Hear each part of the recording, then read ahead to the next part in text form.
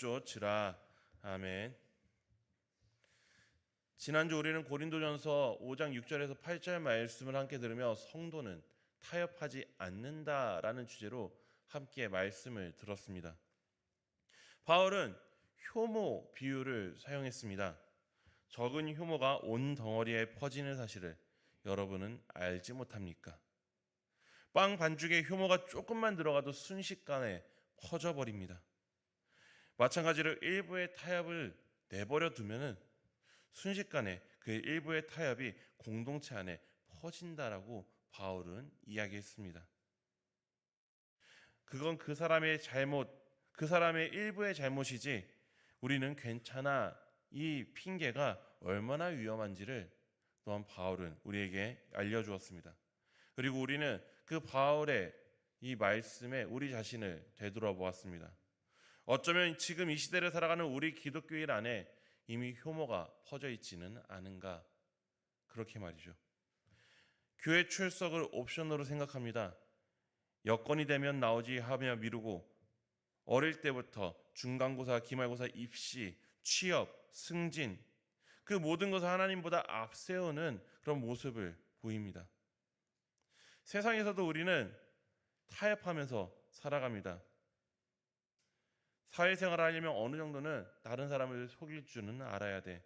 접대도 할 줄 알아야 되고 내 이익을 위해서 다른 사람에게 손해를 입히는 건 어쩔 수 없다라고 이렇게 타협하면서 살아가고 있지는 않습니까? 교회 나온다라고 말하지만 믿지 않는 사람들과 동일하게 타협하는 태도가 우리 안에 있지는 않은지 돌아보았습니다. 더 심각한 것은 교회 안에서조차 세상의 기준으로 판단하는, 평가한다는 것입니다. 더 좋은 대학, 더 좋은 직장, 더 좋은 벌이를 가진 사람을 그 사람이 그것을 어떻게 얻었는지는 상관하지 않고 그 사람을 사회적인 가치로 평가하는 모습을 봅니다. 그러면서 예배 나와서 나는 구원받았다라고 찬송합니다. 이것이 고린도 교회와 똑같은 문제가 아닌가 한번 성찰해보는 시간을 가져보았었습니다. 바울은 말했습니다. 오래된 효모를 제거하여 새로운 반죽이 되게 하십시오. 그리스도가 우리의 유월절 양으로 희생되셨기 때문에 여러분은 효모 없는 반죽이 되었습니다. 우리는 이미 효모 없는 반죽이 되었다라고 합니다. 그리스도께서 유월절 양처럼 죽으셨기 때문입니다. 지난주 우리는 사순절 이야기도 같이 했습니다. 초대교회는 부활절에 세례를 주었죠. 이 세례는 그리스도와 함께 죽고 그리스도와 한 생명, 새 것, 새 피조물이 되는 것입니다. 옛것은 지나가고 새 것이 된 것이 바로 우리들입니다. 바울이 말하는 효모 없는 반죽, 새로운 피조물, 같은 말입니다. 그렇기 때문에 바울은 말합니다. 효모가 없는 순결함과 진실함으로 유월절, 우리에게는 부활절을 지키라라고요. 우리는 부활절을 지키는 백성으로서 타협하지 말아야 합니다. 우리는 새 생명이기 때문입니다. 성도이기 때문입니다. 성도는 타협하지 않습니다. 바울은 고린도전서 편지 전에서도 이런 내용들을 분명히 했던 것 같습니다. 오늘 이 9절 말씀을 보면은 고린도전서 이전에도 고린도 교회에 편지를 보냈다는 것을 알 수 있는데요. 한번 9절 말씀을 앞에 나오는 성경으로 함께 읽어보도록 하겠습니다. 앞서 보낸 편지에서 저는 여러분에게 음행하는 사람들과는 어울리지 말라고 말씀드렸습니다. 바울은 공동체 안에 있는 사람들은 새로운 피조물이라고 여겼습니다. 그리고 새로운 피조물이기 때문에 음행하는 사람들과 어울리지 말라라고 이전의 편지에서부터 가르쳐 왔습니다. 문제는 고린도 교회 성도들이 이 바울의 이전의 편지를 어떻게 받아들였냐 하는 것입니다. 고린도라는 도시는 역사가들에 의해서 많은 과장이 섞이긴 했지만 문화적으로는 음란했던 도시임에는 틀림없습니다. 그런 사회 가운데 살아가는 고린도 교회 성도들은 저 편지의 내용을 들었을 때 이렇게 생각했을 것입니다. 음행하는 사람들과 아예 사귀지 말라고 하니 그러면 우리가 아예 사회생활을 하면 안 되는 것인가?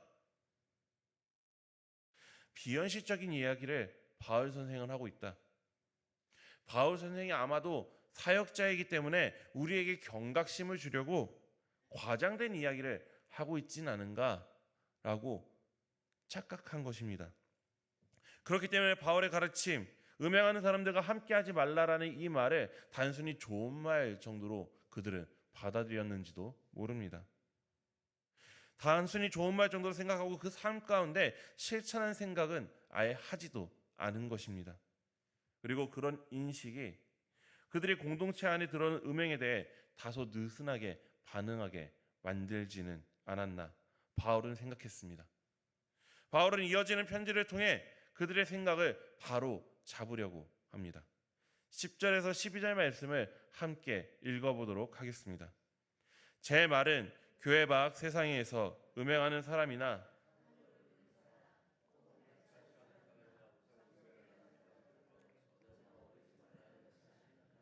그러려면 아예 세상 밖으로 나가야 하겠지요.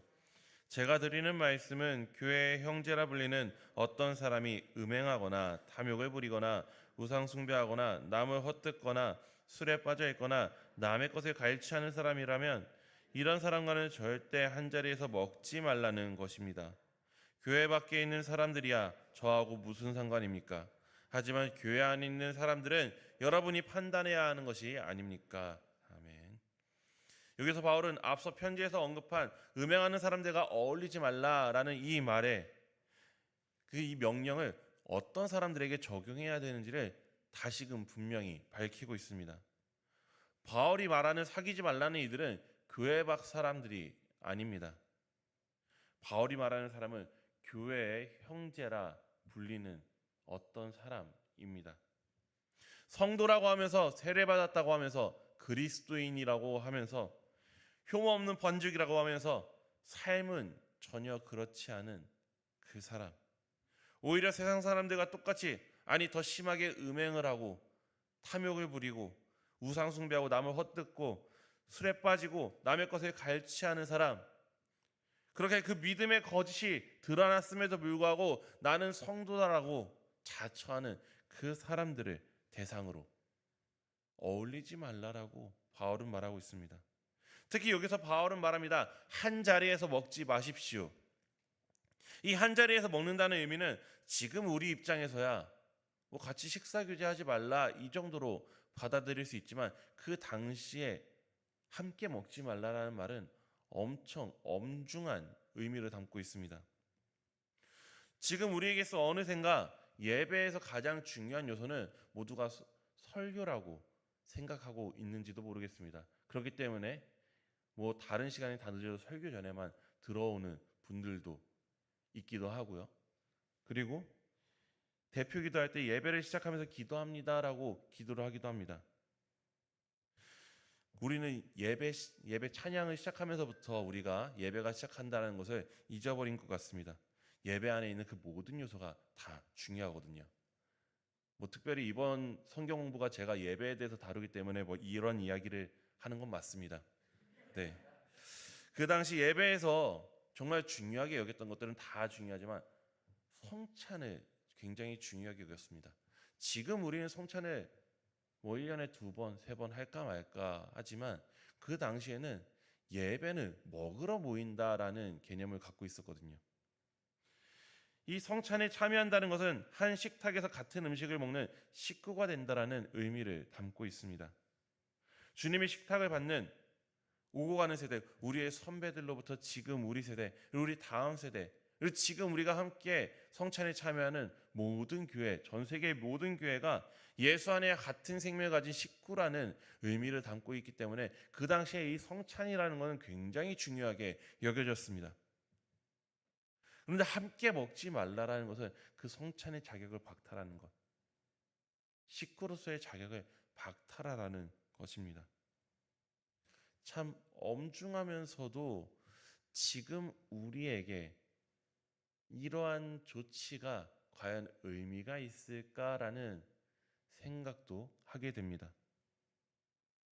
어떻게 보면 지금 우리 헌법에도 우리 교단의 헌법에도 칠의 그리고 출교라는 제도가 있습니다. 그런데 이 칠의와 출교가 어쩌면 우리는 유명무실해진 상황을 살고 있지는 않습니까?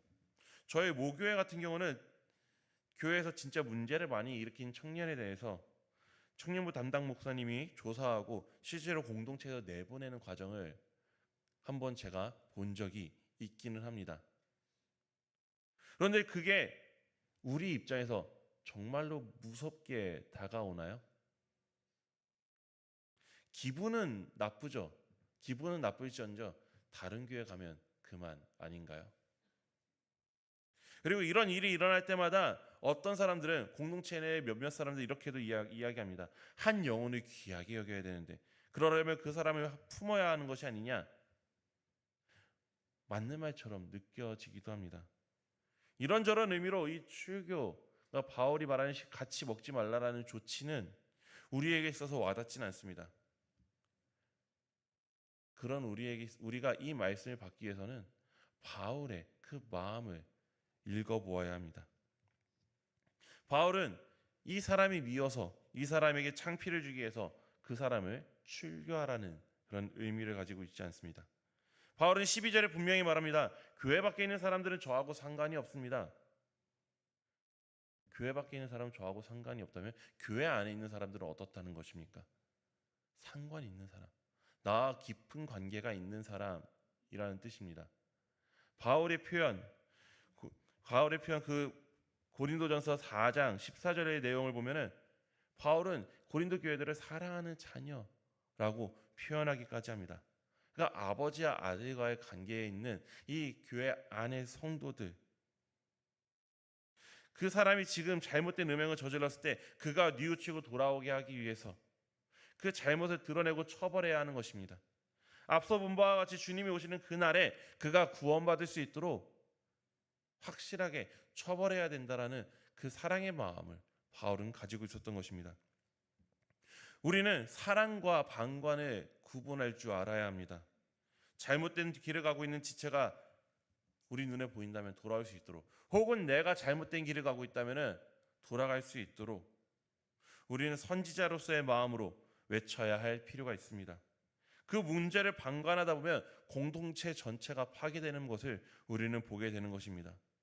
어쩌면 요즘 사회면에서, 신문의 사회면 혹은 뉴스앤조이 같은 미디어 매체에서 교회의 소식을 들으면 대부분 이런 모습 아닙니까? 교회의 지도자들, 목사나 직분자들의 잘못에 대해, 그들의 성적인 음행이나 혹은 폭행, 그리고 사기, 횡령, 이런 이야기들을 볼 때, 이런 이야기들이 있을 때마다 그 성도들이 그들을 사랑한다며 또 심판은 하나님이 하시고 우리의 몫이 아니라며 잘못을 덮다가 결국에는 드러나서 교회가 쪼개지고 덕을 세우지 못하는 모습을 우리가 지금 많이 보고 있지는 않습니까? 섣부른 온정주의는 진정으로 그 사람의 구원을 바라볼 수 없는 것입니다. 그렇기 때문에 우리는 치열하게 우리 자신을 자기 검증할 필요가 있습니다.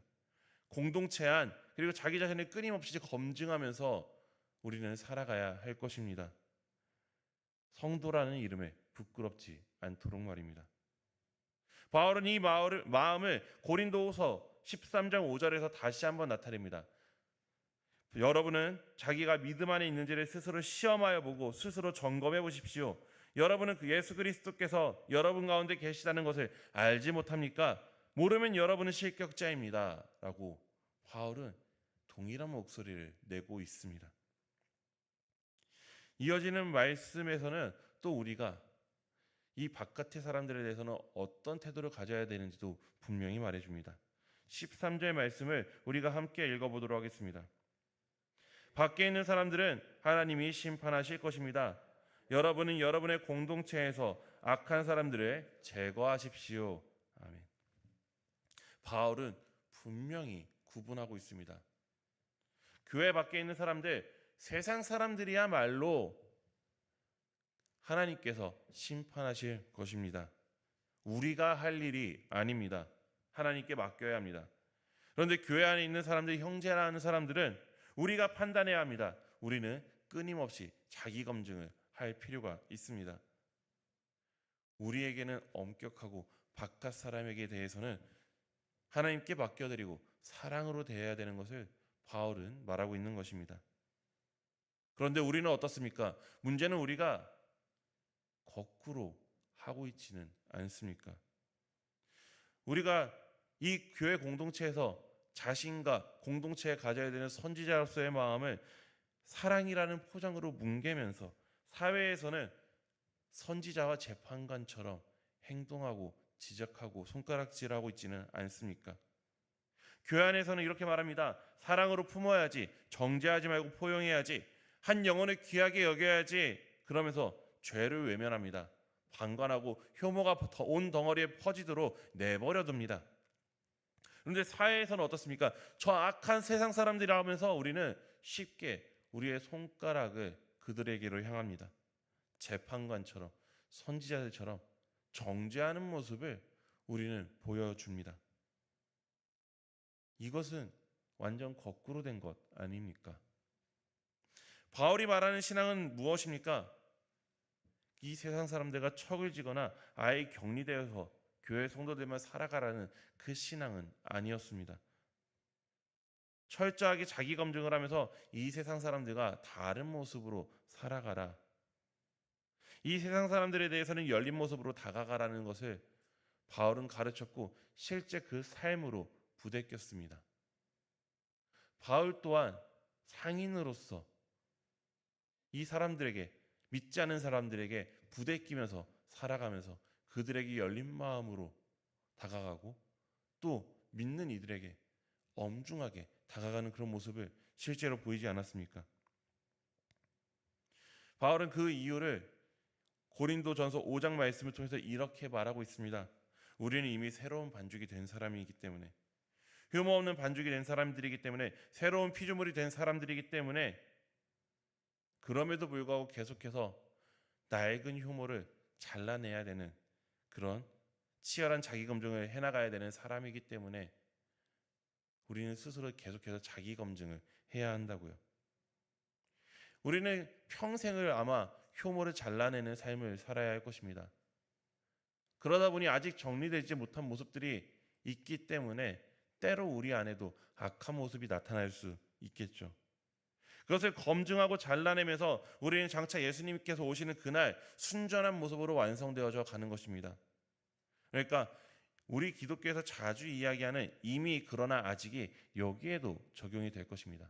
이미 우리는 완성되었지만 평생을 잘나가면서 살아가야 되는, 자기 검증해야 되면서 살아가야 되는 그런 연약한 존재. 교회 밖 사람들은 어떻습니까? 그들의 아예 구원을 받지 못할까요? 그렇다면 예수 그리스도의 십자가의 공로가 너무 능력이 없는 것 아닐까요? 그들은 이미 구원의 가능성이 있지만 깨닫지 못해 아직인 상황 아닙니까? 우리 안에 악한 모습이 나타나도 그들에게도 악한 모습은 나타날 것입니다.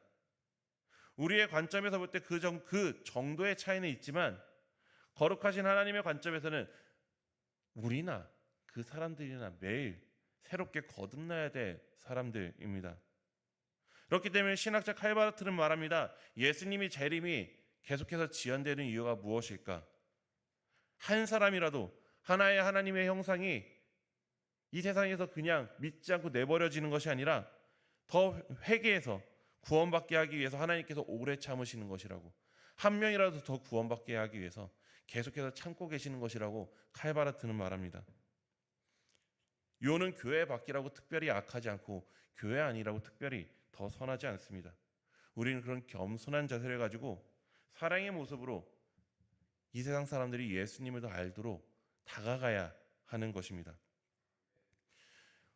로자리아 버터필드라는 그 영문학자가 있습니다. 이 사람은 레즈비언 영문학 교수로 굉장히 유명했던 사람입니다. 많은 기독교 지도자들이 이 사람의 논리를 꺾기 위해서 수도 없이 공격했습니다. 요즘 우리나라 교회에서 이런 사람들을 대하는 모습을 보면은 참 인격적인 모독이 더 가해지지 않았을까 생각해 보게 됩니다.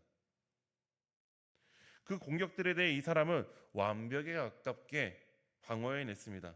이 공격들은 기독교인들의 그 날선 손가락질은 오히려 이 사람의 생각을 더욱더 견고하게 만들고 이 사람의 명성을 높이는 데 일조했습니다.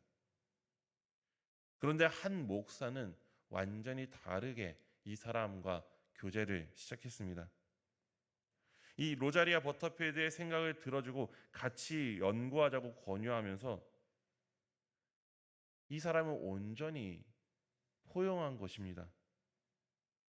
그 한 목사의 포용이 이 사람을 바꿨습니다. 여러 사람의 손가락질에는 더욱더 견고해졌지만 이 한 목사의 사랑과 포용이 이 사람을 회심하게 만들었고, 그 내용이 뜻밖의 회심이라는 책에 기록되어 있습니다. 우리가 이 세상 사람들에게 재판관처럼 본다고 한지라도 그 사람들이 회개하고 돌아올 일은 없을 것입니다. 우리가 그들을 사랑하고 포용의 마음으로 품을 때에야 그들이 그리스도의 사랑을 경험하고 돌아올 수 있는 것입니다. 우리들의 모습을 한번 돌아봤으면 좋겠습니다. 이 세상 사람들의 악한 모습을 이야기하는 것이 단순히 그들을 회심하게 하기 위함입니까? 어쩌면은 그들의 잘못을 드러내서 회심하게 하기 위한 그런 마음 이전에 우리 안에는 내가 의인임을 나타내기 위한 그런 마음이 있지는 않습니까? 교회의 세습이라는 죄를 저질렀음에도, 성도와 불륜이라는 죄를 저질렀음에도, 아랫사람들을 폭력으로 대했음에도 우리 안에는 사랑으로 품자라고 말을 하면서 세상을 향해서 손가락질하며 스스로 이렇게 생각하는 것입니다. 나는 저런 죄를 저지를 가능성이 없는 사람이니까, 저 사람들은 지옥에 갈 사람들이고 나는 저 사람들에 비해서 의인이야 라고 생각하고 있는지도 모르겠습니다. 거꾸로 된 모습인 것입니다. 바울은 그런 우리들에게 분명히 말합니다. 교회 밖에 있는 사람들은 하나님께 맡기십시오. 여러분은 그들에게는 사랑으로 열린 자세로 다가가고, 교회 안에 있는 사람들이 형제라는 사람들, 자기 자신을 치열하게 검증하십시오. 악한 혐오를 제거하십시오. 우리는 이 세상에서 살아가면서 그 세상과 다른 모습으로 살아가려고 끊임없이 자기 검증하면서 다른 이들을 향해서 열려 있어야 합니다 라고 바울은 이 짧은 구절을 통해 말하고 있는 것입니다. 오늘 이렇게 우리는 세 가지를 살펴보았습니다. 바울이 하는 말은 세상과의 단절을 이야기하지 않습니다. 음행하는 사람들과 사귀지 말라고 했을 때 세상 밖으로 나가지 말라는 뜻이 아니라, 교회 안에서 형제라고 하는 자, 성도라고 하면서 타협하는 그 사람들을 멀리하라고 바울은 말했습니다. 그런데 우리는 거꾸로 하고 있었습니다. 교회 안에서는 사랑이라는 포장으로 죄를 방관하고, 교회 밖을 향해서는 재판관처럼 행동하고 있었습니다. 바울이 말하는 것은 정반대로 하라는 것입니다. 교회 안을 향해서는 치열하게 자기 검증을 하고, 교회 밖을 향해서는 사랑의 자세로, 열린 자세로 나아가라고 말을 합니다. 왜냐하면 우리는 이미 그러나 아직인 상태 가운데 있기 때문입니다. 이미 흉모 없는 반죽이 되었고 새로운 피조물이 되었지만 끊임없이 자기 검증을 해나가야 되는 그런 양면을 가지고 있는 존재들이기 때문입니다. 교회 밖 사람들도 언젠가 그 낡은 흉모를 잘라내면 새 반죽이 될 수 있다는 그 가능성을 가지고 우리는 나아가야 할 것입니다. 하나님의 관점에서는 교회 안이나 밖이나 모두 다 거듭나야 될 사람들입니다. 그런 겸손함을 가지고 우리 안에 치열하게 검증하되 세상을 향해서 사랑을 품는 그런 사람들, 그 사람들이 바로 성도입니다. 그렇기 때문에 성도는 타협하지 않습니다. 성도는 구별됩니다. 교회 안을 향해서는 치열하게, 교회 밖을 향해서는 사랑으로, 우리 안에 끊임없이 검증하되 세상을 향해서는 열린 자세로, 그렇게 이 세상과 다른 자세로 세상 속을 살아가는 이들, 그들이 바로 성도 우리들입니다. 우리가 이 성도의 삶을 살아내는 한 사람 한 사람이 될 수 있기 원합니다. 이제 부활절이 얼마 남지 않았습니다. 부활절이 다가왔을 그때 우리가 예수 그리스도 앞에 온전히 기쁨으로 서 있을 수 있도록 이 성도로서의 타협하지 않음과 구별됨을 계속해서 유지해 나갈 수 있는 우리 모두가 될 수 있기를 소망합니다. 이렇게 말씀 앞에 머무는 우리 모두가 될 수 있기를 바랍니다. 기도하도록 하겠습니다. 사랑과 은혜가 충만하신 하나님 아버지, 우리 안에 연약함이 있습니다. 내 죄를 가리기 위해서 이 세상 사람들이 향해서 손가락질하는 그런 모습들이 때때로 나타납니다. 아버지, 그런 연약한 우리들의 모습을 불쌍히 여겨주시고 우리 안에서는 철저한 자기 검증을, 이 세상을 향해서는 사랑의 자세로 나아가는 구별된 삶을 살아가는 성도가 될 수 있도록 우리의 하루하루를 붙들어 주시옵소서. 우리와 항상 함께 하시며 우리를 지켜주실 것을 믿습니다. 이 모든 말씀 살아계신 예수님의 이름으로 기도드립니다. 아멘. 말씀을 기억하시면서 찬송가